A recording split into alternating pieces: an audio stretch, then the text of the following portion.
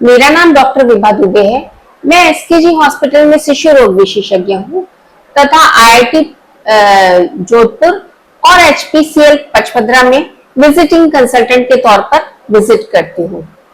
मैं बच्चों के लिए वीडियोस बनाती हूँ जिसमें कि पेरेंट्स को ये फायदा हो, उनको ये पता चले कि सामान्य बीमारियों में उनको क्या करना है।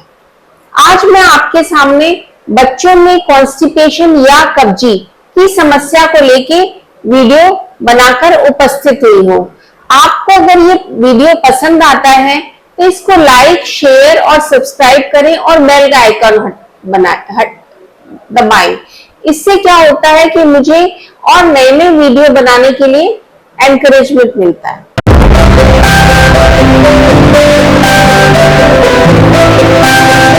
कब्जी या कॉन्स्टिपेशन उस सिचुएशन को कहते हैं जिसमें बच्चा एक हफ्ते में 3 से कम मोशन या स्टूल पास करता है। और कॉन्स्टिपेशन को सिर्फ स्टूल की गिनती से नहीं डिफाइन किया जाता है, बल्कि स्टूल की कंसिस्टेंसी की, मतलब वो किस तरह का स्टूल है। तो कॉन्स्टिपेशन में तब कहा जाता है जब स्टूल बहुत ही हार्ड होता है। कई बार तो स्टूल इतना हार्ड हो जाता है कि जैसे आपने बकरी की मींगनी देखी होगी, उस टाइप का स्टूल पास करता है बच्चा। क्योंकि स्टूल बहुत हार्ड होता है, इसलिए बच्चे को स्टूल पास करने में बहुत तकलीफ होती है और इस वजह से बच्चा स्टूल पास करना ही नहीं चाहता है। वो अपना डिफिकेशन जो है उसको पोस्टपोन करता रहता है।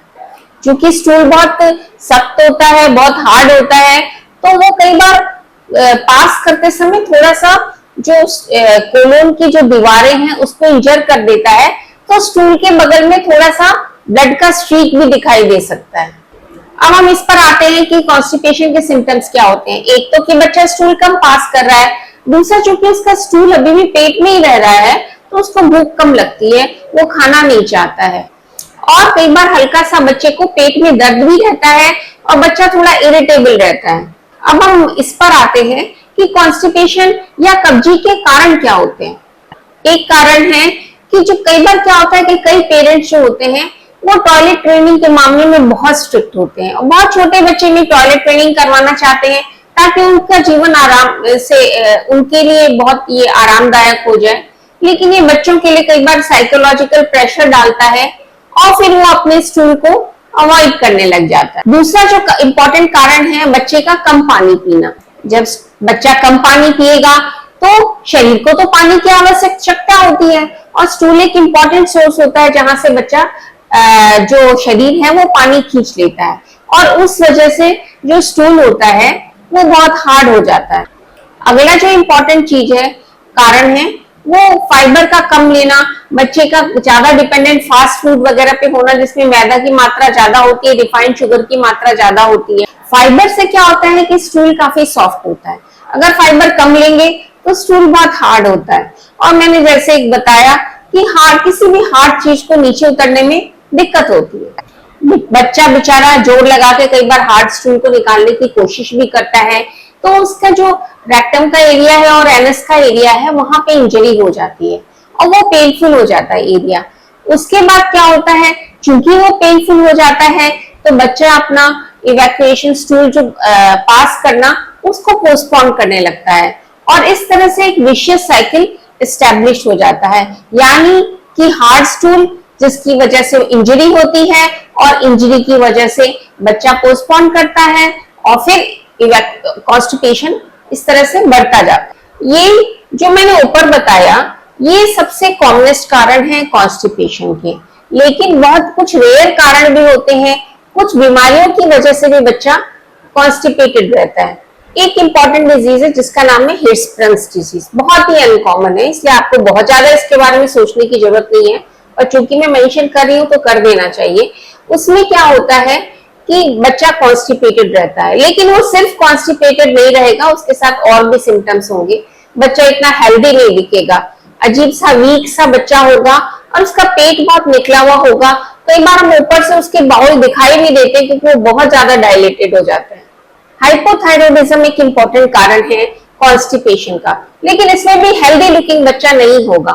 आपको लगेगा कि बच्चा बीमार है, वो बहुत ही सुस्त होगा, मोटापा बहुत ज्यादा उसके ऊपर हावी हो जाएगा। साथ में बच्चा जो होता है वो इस केस में मानसिक रूप से विकलांग भी होता है, उसके माइलस्टोन्स डिलेड होते हैं। एक कंडीशन होती है, एक सर्जिकल कंडीशन होती है जिसको बोलते हैं एनल फिशर। एनल फिशर में क्या होता है कि जो एनस है, जो कि जहां से हम बच्चा मल पास करता है, वहां पे एक कट हो जाता है, तो वो बहुत ही पेनफुल कंडीशन होती है। जब बच्चा स्टूल पास करता है तो उसको बहुत दर्द होता है और इसलिए वो अपना स्टूल रोक लेता है और उसकी वजह से उसको कॉन्स्टिपेशन हो जाता है। और कुछ बहुत ही ज्यादा रेयर कंडीशन होती है, जैसे कोई स्पाइनल कंडीशन होगी, तो उसके अंदर जो बाउल का मूवमेंट प्रॉपर नहीं होता, उससे कॉन्स्टिपेशन होता है। और ये चीजों में कॉन्स्टिपेशन सिर्फ अकेले नहीं होता है, उसको और भी ज्यादा सिम्टम्स दूसरे भी होते हैं। अब हम इस पर आते हैं कि इसको हम मैनेज कैसे करेंगे। जैसे मैंने शुरू में बताया, सबसे पहला कारण पानी की कमी होती है, तो बच्चे को शुरू से आदत लगानी चाहिए कि वो पानी पूरा ले। कई बार बच्चा प्लेन पानी लेना जो है वो पसंद नहीं करता है, तो हम नींबू चीनी का शरबत दे सकते हैं, जूस दे सकते हैं, नारियल पानी दे सकते हैं, सूप दे सकते हैं। इस तरह से हम अलग अलग चीजें, फ्लेवर चीजें देके बच्चे के शरीर में कोशिश करेंगे कि पानी की कमी ना हो।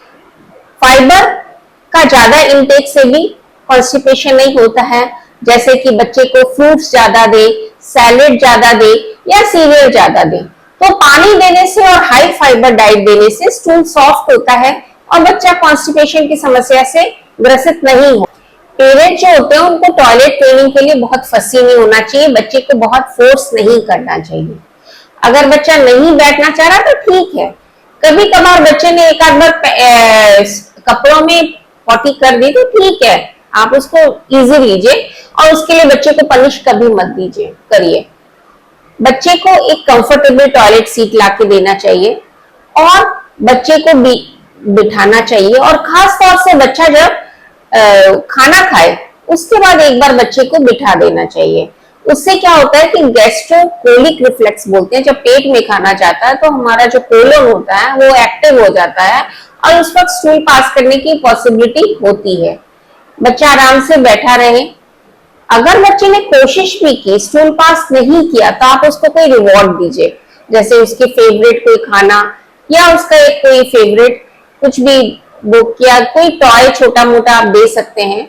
इससे बच्चा खुश हो जाएगा और वो साथ में कोऑपरेट करेगा टॉयलेट ट्रेनिंग में। एक चीज और ट्राई कर सकते हैं जिसको बोलते हैं सिट्स पाथ। उसमें क्या करते हैं कि एक गुनगुना पानी लेते हैं टब में और बच्चे को उसमें बिठा देते हैं। बच्चा आराम से उसमें खेलता रहता है और उससे क्या होता है कि बच्चे का जो एनल एरिया होता है वो थोड़ा रिलैक्स्ड हो जाता है, क्योंकि गुनगुना पानी बहुत सूदिंग हो जाता है होता है। दूसरा, उससे क्या होता है कि उस एरिया की ब्लड सप्लाई बढ़ जाती है और इवैक्यूएशन बहुत इजी हो जाता है। कोशिश करना चाहिए कि हमारा बच्चा फिजिकली एक्टिव हो। जो बच्चे एक जगह बैठे रहते हैं, ज्यादा फिजिकली नहीं एक्टिव होते हैं, उनमें कॉन्स्टिपेशन ज्यादा होता है। कई बार कई दवाइयां होती है जिनसे भी कॉन्स्टिपेशन होता है, तो हमको ये ध्यान देना चाहिए और अपने पीडियाट्रिशियन से एक बार परामर्श लेना चाहिए कि बच्चा कोई ऐसी मेडिकेशन तो नहीं ले रहा जिससे कॉन्स्टिपेशन होता है। कई बार पीडियाट्रिक चेंबर में ऐसे पेशेंट्स आते हैं जो बहुत लंबे समय से कॉन्स्टिपेशन के शिकार होते हैं, जिनको हम कहते हैं क्रोनिक कॉन्स्टिपेशन। क्रोनिक कॉन्स्टिपेशन, अगर कॉन्स्टिपेशन बहुत लंबे समय से है तो इसका इलाज सिर्फ पीडियाट्रिशियन कर सकता है। इसमें बच्चे को लैक्सेटिव दिया जाता है और बहुत लंबे समय तक दिया जाता है, यानी कि 3 से 4 महीने तक। कारण इसका ये है कि अगर बच्चे को क्रोनिक कॉन्स्टिपेशन है तो उसका नीचे का एरिया जैसे एनस और रेक्टम वगैरह होता है वो काफी पेंटुलस यानी कि फैल जाता है। लैक्सेटिव को शुरू में ज्यादा मात्रा में दिया जाता है और उसको धीरे धीरे कम किया जाता है, एकदम से उसको बंद नहीं किया जाता है, क्योंकि अगर हम एकदम से बंद कर देंगे तो रिबाउंड इंक्रीज इन कॉन्स्टिपेशन हो जाता है। अगर लंबे समय तक हम लैक्सेटिव दे रहे हैं तो जो कोलोन और एनस वगैरह का जो एरिया होता है वो अपने ओरिजिनल शेप में आ जाता है और उसका जो फैलाव होता है या वो जैसे डायलेट हो जाता है वो खत्म हो जाता है धीरे धीरे। साथ में इसके लाइफस्टाइल चेंजेस करना भी जरूरी है। हमारा जो एम होता है वो ये होता है कि हार्ड स्टूल का इंफेक्शन रेक्टम में या एनस में होना अब बंद हो जाए। कई बार क्या होता है कि इंफेक्शन बहुत ही ज्यादा होता है, बहुत ही रेयर कंडीशन होती है पर ऐसा होता है। अगर वैसी केस है तो एक बार बच्चे को एनीमा देना बहुत जरूरी होता है। कई बार डॉक्टर्स अपने फिंगर से भी शुरू का हार्ड जो इंपैक्टेड स्टूल है उसको हटा देते हैं ताकि बच्चे के लिए इवैक्यूएशन इजी हो जाए। तो आज जो भी मैं कॉन्स्टिपेशन या कब्जी के बारे में बच्चों की जो भी मुझे पता था वो मैंने आप लोगों से शेयर किया। आशा है कि आप इसको पसंद करेंगे और इसको लाइक, शेयर और सब्सक्राइब करेंगे। धन्यवाद।